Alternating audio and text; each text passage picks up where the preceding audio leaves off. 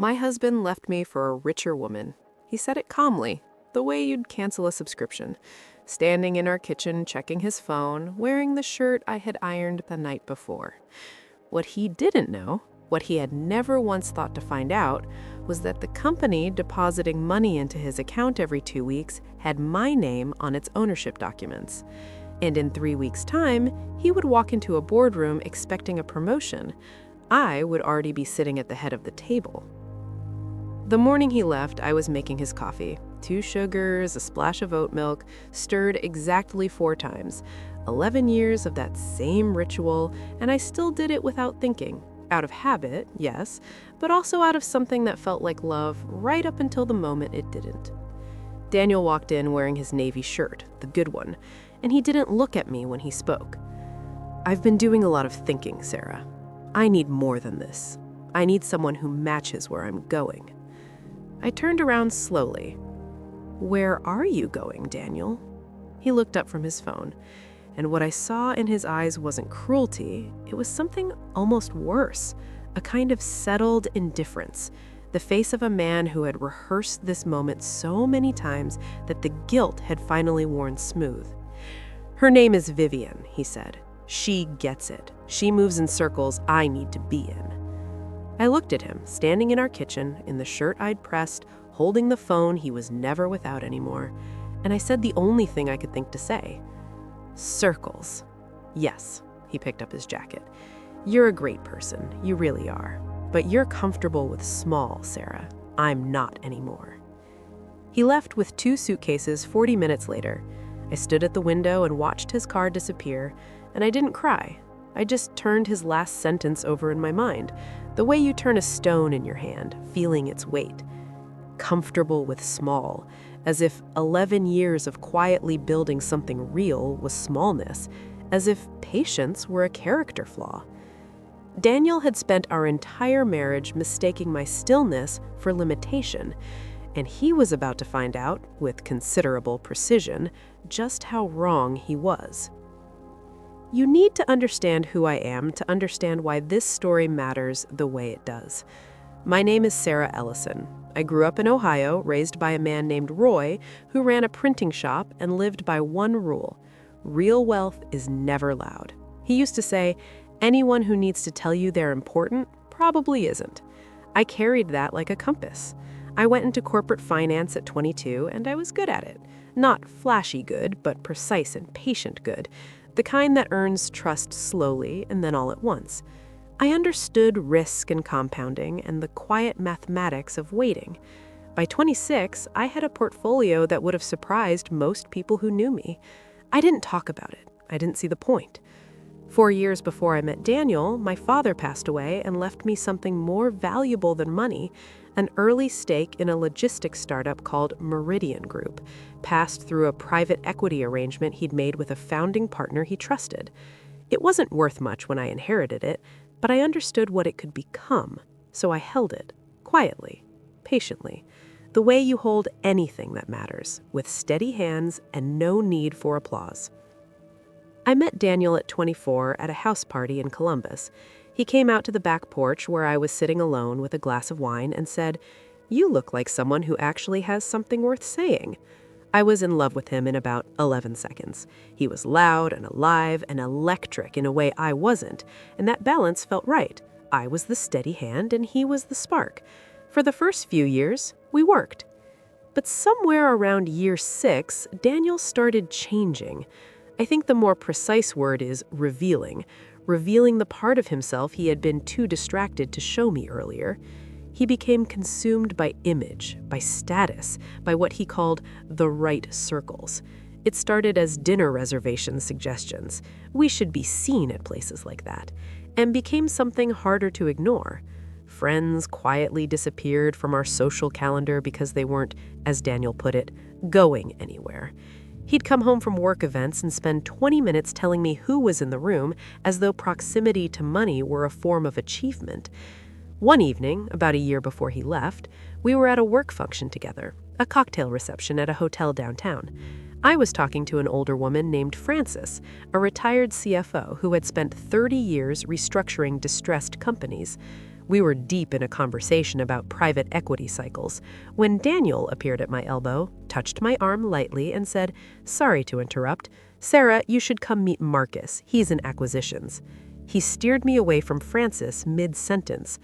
In the car ride home, I said, "I was having a good conversation with Francis." He kept his eyes on the road. "Francis is retired, Sarah. Marcus is the room you want to be in." I didn't respond. I looked out the window and filed it away. Another small, quiet data point.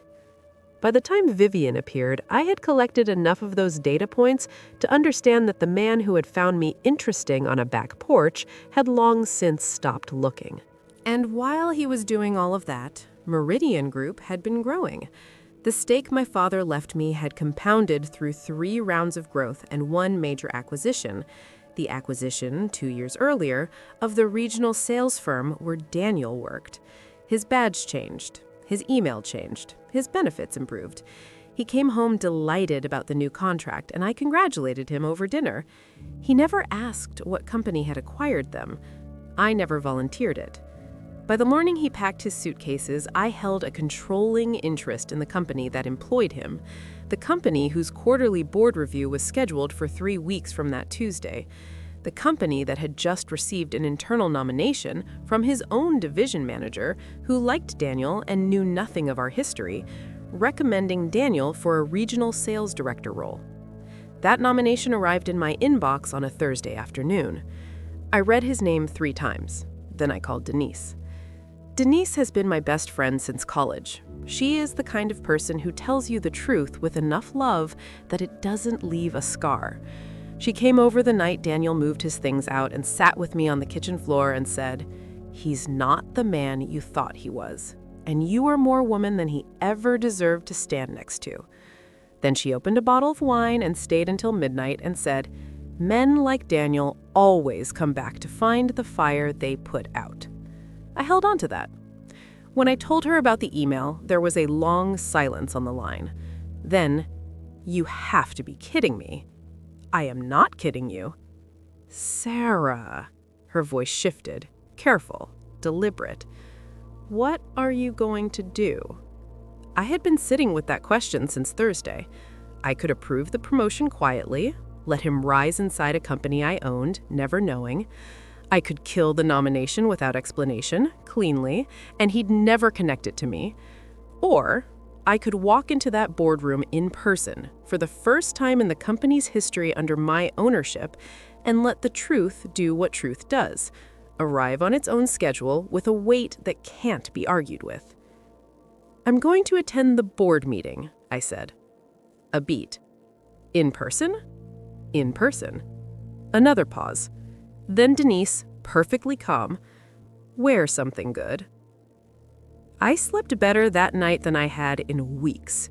Not because I was planning something cruel, I wasn't, but because for the first time since Daniel left, I felt the full shape of my own life again, felt its dimensions, the ground under my feet, solid and permanent and entirely mine. The morning of the board meeting, I wore a charcoal gray coat I'd bought on a solo trip to London the year before I got married. Structured, quietly authoritative, the kind of coat that requires no introduction. My assistant had sent the standard shareholder walkthrough notification to all staff the previous day, routine corporate procedure, nothing unusual. I arrived at 9:15. The receptionist smiled and signed me in, and I walked through the glass doors into the open-plan sales floor. The first thing I noticed was the light, wide and southern and flooding through the windows. The second thing I noticed was Daniel. He was standing at the coffee station, paper cup in hand, laughing with 2 colleagues. He was wearing the expensive burgundy tie. He looked confident. He looked like a man who believed the room already belonged to him. And he hadn't seen me yet, so for just a moment I watched him. This man I had shared 11 years with, this man who looked at our life and called it small, and I felt something moved through me that wasn't anger and wasn't grief. It was something much quieter than either, something that felt almost like clarity. He turned, saw me. The laughter stopped. "Sarah?" I kept my pace, unhurried. "Hi, Daniel." Why are you here?" I'm here for the board meeting. He tilted his head, recalibrating. The board meeting? Yes. I held the pause, let it settle fully before I continued. I'm on the board. Something moved across his face, a ripple of confusion reaching for composure and not quite arriving. What do you mean you're on the board? I met his eyes. I mean, I'm the majority shareholder of Meridian Group, have been for a while now. I glanced once around the office, at the logo on the far wall, at the desks, at the people working quietly around us. Then back at him. This is my company, Daniel. My voice was low, even, without drama. We can talk after the meeting. I walked past him toward the conference room. Behind me, nothing. Not a word, not a sound, just the particular silence that falls when something irreversible has been understood. The board meeting ran 3 hours. When Daniel's promotion came up under new business, I spoke procedurally and without inflection, recommending the appointment be tabled pending a structured, competitive review, citing standard governance policy. No speeches, no loaded pauses. To everyone else in that room, it was routine. It passed without debate. I kept my voice level throughout. I did not look toward the sales floor windows. I did not allow myself to perform anything, not triumph, not satisfaction, not closure. I just did the work, the way I had always done the work, quietly, competently, without fanfare. When the meeting ended, I was almost at the front door. Sarah. I turned. Daniel was standing in the middle of the lobby. His tie was slightly loosened now, the morning's confidence sitting somewhere around his shoes. He looked stripped. Not of dignity exactly, but of the certainty that had been substituting for it. He looked, honestly, like the man I'd met on that back porch. Young, unguarded, doing arithmetic in his head and not liking the sum. How long? He said. Years, I said. Long before we met. He was quiet. Then, why didn't you ever tell me? I had thought about how to answer this. I had thought about it for 3 weeks, actually. And I had arrived at the truest version. You never asked, Daniel. Not once in 11 years did you sit across from me and ask about my work, my investments, my life outside what I contributed to ours. I kept my voice even. You weren't curious about who I was. You were comfortable with the version of me that fit your story. He looked at the floor. And when he looked back up, something had shifted. Not remorse exactly, but recognition, the particular look of a man seeing something too late that had been in front of him the whole time. He said, quietly, I made a terrible mistake. And I felt it. I want to be honest about this. I felt the pull of 11 years, the gravity of shared history, the version of me that still remembered how to love him. I felt all of it move through me in a single, slow wave. And then it passed, because beneath it was something else entirely, something solid and warm and unmovable, the floor under my feet, the ground that had always been mine. I know you did, I said, and I meant it without cruelty, but some mistakes you don't get to take back. Not because I'm punishing you, Daniel, but because I've already moved forward, and I have to keep going. I buttoned my coat, I picked up my bag, I walked through the glass doors and into the morning air, and I breathed it like something new. That was 14 months ago. Daniel still works at Meridian. Quieter role, narrower scope. I hear things occasionally, not because I go looking, but because information has a way of finding you when you stop being afraid of it. Vivian ended before spring.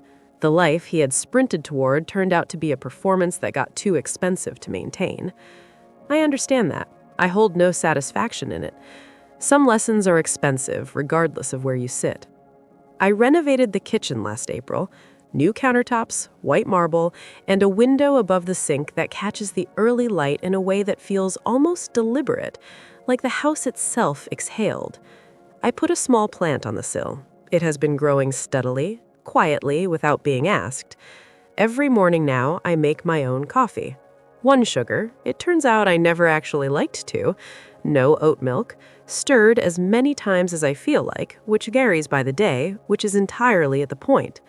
I stand at that window and watch the street come alive, the early joggers, the slow drift of morning light through the trees, and I feel something I couldn't name when Daniel was here. But I know it now. It's called being whole.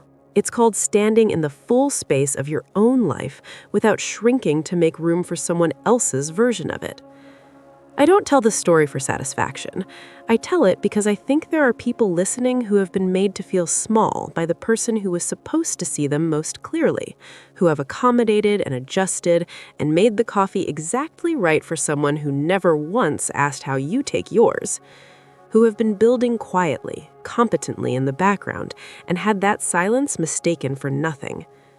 To those people, I want to say this clearly.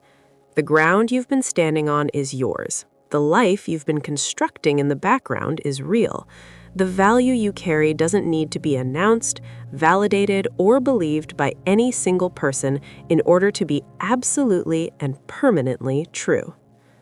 Daniel left me for a richer woman. He spent 11 years looking for wealth in every room except the one he lived in.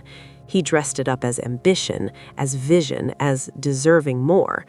But what he was really doing, and what I can now see with compassion and no bitterness, was running from the terrifying possibility that the extraordinary had already found him. He just never thought to look.